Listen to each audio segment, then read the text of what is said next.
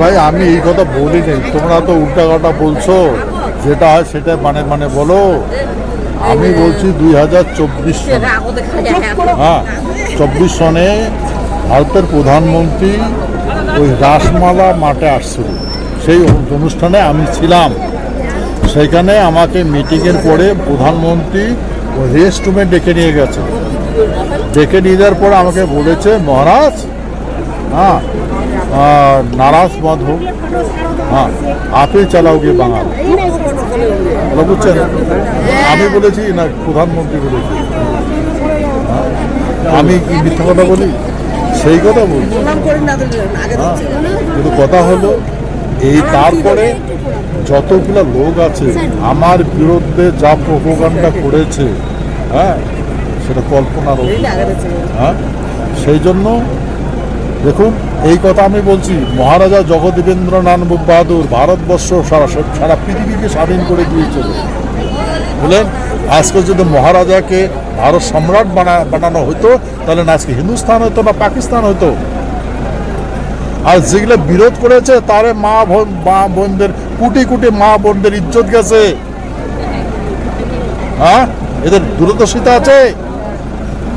আর আমার মহারাজাকে নিজের প্যালেসে থাকতে দেয় নাই, ইলেকট্রিক কাটে দিছে, জল কাটে দিছে। বুঝছেন, মহারাজা যে সারা পৃথিবীকে স্বাধীন করে দিল, সমস্ত পৃথিবীর দেশ। আচ্ছা তোমরা চিন্তা করে দেখো, মহাত্মা গান্ধী নেহরুর আন্দোলনে ভারতবর্ষ স্বাধীন হয়েছে, বাকি রাষ্ট্রগুলো কেউ স্বাধীন হলো? মানে কোন মহাত্মা গান্ধী ছিল, কোন নেহরু ছিল? ওই জন্য আমার মহারাজা চার্টার অফ অ্যাক্ট যুদ্ধ করার পরে, নানের সাথে যুদ্ধ করার পরে হিটলার এবং আজাদিন ফৌজকে ডিস্ট্রয় করেছে। হ্যাঁ, এই আজাদিন ফৌজ নেতাদের বাপের তাগত আছে নাকি অর্গানাইজ করে ফৌজ বানায়? সব ভারত ব্রিটিশের সৈন্য, ওটা ব্রিটিশের সৈন্য। স্যার বলছো, শোনো, ব্রিটিশের সৈন্যকে জার্মান নিয়ে গেছে বন্দি বানায়, আর সেই জার্মানে নেতাজিকে দিছে, আর নেতাজি সেটাকে অপব্যবহার করেছে। বলেন, কিন্তু আমাদের পূর্বপুরুষে মহারাজা জগদীবেন্দ্রনাথ বাহাদুর কোনো আজাদিন ফৌজকে দণ্ড দেয় নাই। আজকে যদি আমি গভর্নমেন্টের বিরুদ্ধে একটা পিস্তল দেখাই, আমাকে এনকাউন্টার করবে কিনা বলেন?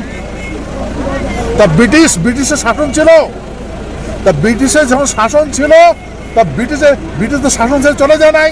তো সেই ব্রিটিশের বিরুদ্ধে যে আজাদিন ফৌজ গান ধরেছে, বন্দুক ধরেছে, তাদের স্ট্যান্ড হ্যান্ড কেন দিল না? মৃত্যুদণ্ড কেন দিল না?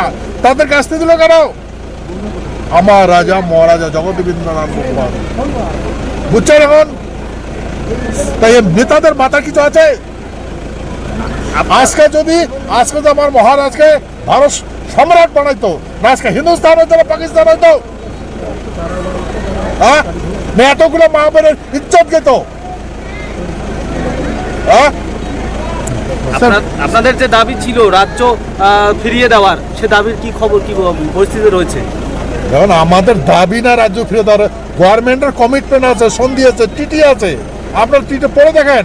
কিন্তু কথা হলো, আমরা দুর্বল হয়েছি, সেই জন্য ওরা চুক্তিও মানে না, ইন্টারন্যাশনাল চুক্তি ওটাও মানে না, ওরা সংবিধানও মানে না, সংবিধান বহির্ভূত কাজ করতেছে। হ্যাঁ, কাকে বলবো, কোন গভর্নমেন্টকে বলবো? সব গভর্নমেন্ট রাখে। বুঝছেন স্যার, বললাম আজকে উত্তরকন্যায় একটা প্রশাসনিক সভা ছিল, সেখানে কি আপনি ডাক পেয়েছিলেন? আমাকে দেখুন, বিজেপিকে তো পশ্চিমবঙ্গে আমি নিয়ে আসছি, মানছেন না? আপনার মাধ্যমে বলছি, বিজেপিকে আমি নিয়ে আসছি পশ্চিমবঙ্গে, উত্তরবঙ্গে। আর সরকার হয়েছে, আমাকে কুত্তাকে পুছে, আমাকে পুছে না। আর আমি কথা বলে একটা, আমার সঙ্গে অন্যরকম ইয়ে করে, অন্য প্রোপাগান্ডা করে। তবে কার কথা ধরবো, কার কথা বিশ্বাস করবো, এরকম করে আমাকে ডিস্ট্রয় করে দিয়ে। স্যার, কোথাও কি খারাপ মনে হচ্ছে, খারাপ পাচ্ছেন?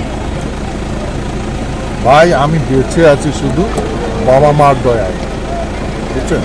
কিন্তু ভাই বেঁচে তো আছি, হ্যাঁ, সময়ের সংকেতে তুমি সব বুঝতে পারবে। ধন্যবাদ। স্যার বললাম এই যে আপনার এই এত বড় একটা মঞ্চে একটা সভা রইলো, এই সভাকে আগামী দিনে যে আপনাদের যে সংগঠন সেই সংগঠনের প্রভাব ফেলার জন্য কি এই সভা কি বলবেন?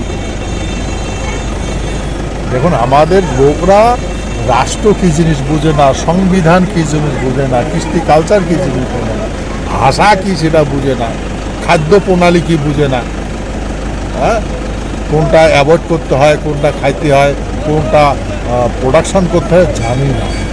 মানুষের বুদ্ধি ধরে সব শেষ হয়ে গেছে, মস্তিষ্ক বিকৃত হয়ে গেছে। সেই জন্য এখন এটা নিয়ম এরকম।